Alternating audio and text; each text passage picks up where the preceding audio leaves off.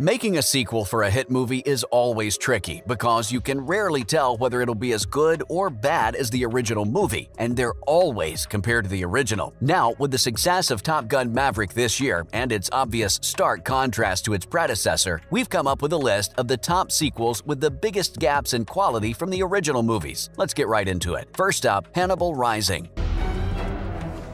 The first on this list of sequels with the biggest difference in quality from their predecessors is none other than Hannibal Rising. The original movie, The Silence of the Lambs, won 5 Academy Awards, including Best Picture. On the other hand, the 2007 prequel, Hannibal Rising, was so bad that it got 16% on Rotten Tomatoes. The main thing that the movie got wrong was what could have made it all the more interesting. Hannibal Lecter is arguably the most iconic villain in pop culture and the most famous cannibal in movie history. So having a movie that dives into his backstory could have been really cool. Unfortunately, it only bored die-hard fans of Dr. Lecter to tears, or made them mad. Not to mention, Anthony Hopkins didn't even reprise his role as the iconic villain, even though he still returned for the sequels Hannibal and even the critically slammed Red Dragon. Something was lacking in the movie's script, and while Hannibal is only bad compared to the original Silence of the Lambs, still, it's not anywhere close to the same level. Next up, Logan. The world is not the same as it was.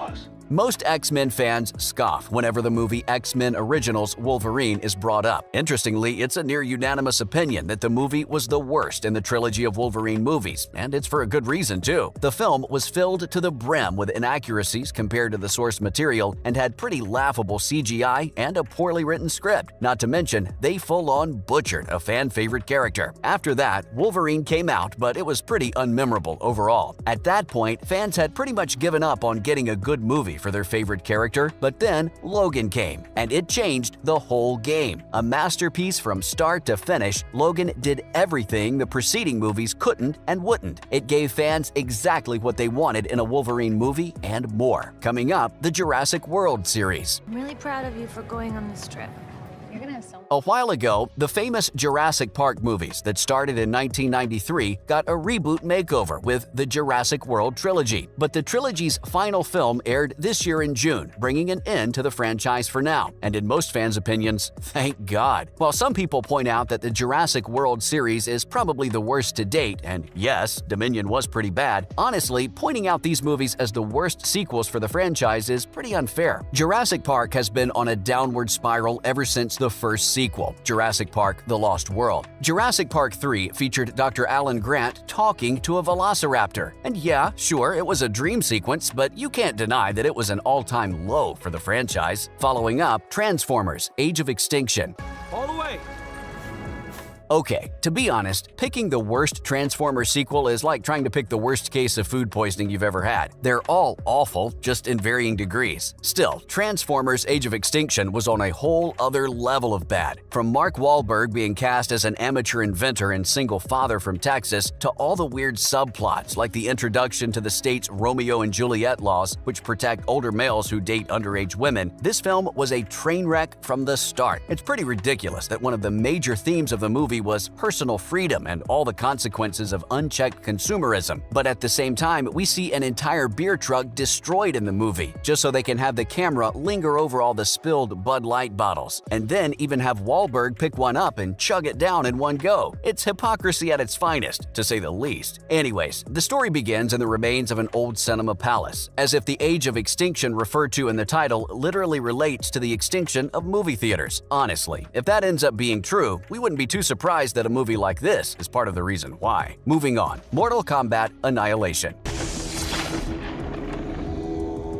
This might be the pair on the list with the least gap compared to all the others here. But the thing is that, sure, 1995's Mortal Kombat isn't exactly the Citizen Kane of video game movies, and it was pretty corny too, but Mortal Kombat: Annihilation was hands down, seriously, that bad. It's even worse knowing that this movie is known for having one of the worst line deliveries ever, of one of the worst lines written in history, ever. We all know the line when Sindel exclaims, "Too bad, you will die." Honestly, now that Mortal Kombat 2, the sequel 2021 reboot, is currently in the works, it would be hilarious if there was some throwback to that iconic Annihilation line. Now for Anchorman 2, the legend continues.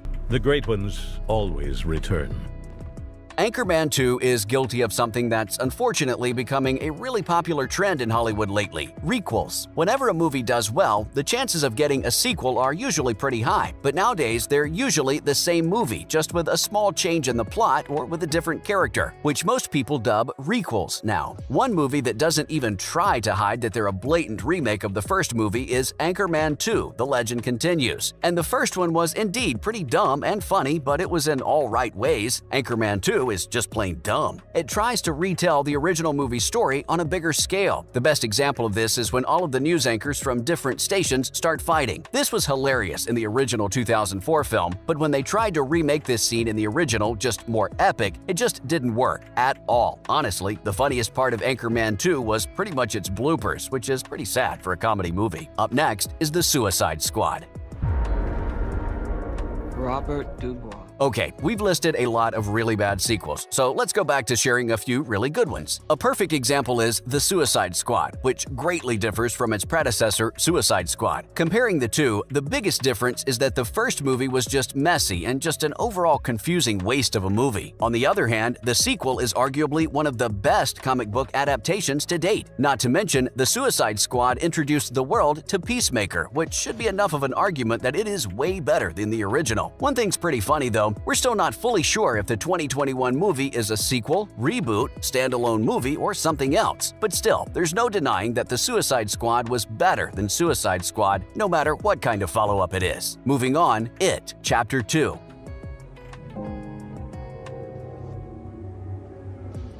It's that movie about the terrifying clown and is undoubtedly one of the best horror movies ever to date. After all the positive reviews the first movie got, it didn't take long for the second, It, Chapter 2, to come out. Unfortunately, it wasn't anywhere near as good, and while the sequel still got good reviews, most people agreed it was way goofier and less scary than its predecessor. Two things no horror movie ever wants to be. Still, as disappointing as Chapter 2 turned out to be, fans still want to see It, Chapter 3. Finally, Top Gun: Maverick.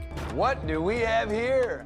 When people talk about Top Gun, they usually say it was just an okay movie, and with a 58% score on Rotten Tomatoes, that's not surprising. But Top Gun: Maverick turned things completely around for the franchise. Not only does it have a well-deserved 96% on Rotten Tomatoes, but it also stayed in the box office top 10 for a long time after it was released, a feat that not many non-superhero movies can achieve nowadays. With a staggering box office gross of over $1.4 billion, it's pretty safe to say that Maverick is the biggest success story of 2022. Of course, the success of sequels doesn't begin and end with their box office numbers, but there's no denying the huge gap in quality between the two movies. Compared to the original, Top Gun: Maverick is a real masterpiece. And that's a wrap for this video. Are there any other sequels that you think should be in this list? Let us know in the comments below. Make sure to give this video a thumbs up and subscribe to our channel for more videos like this, and we'll see you at the next one.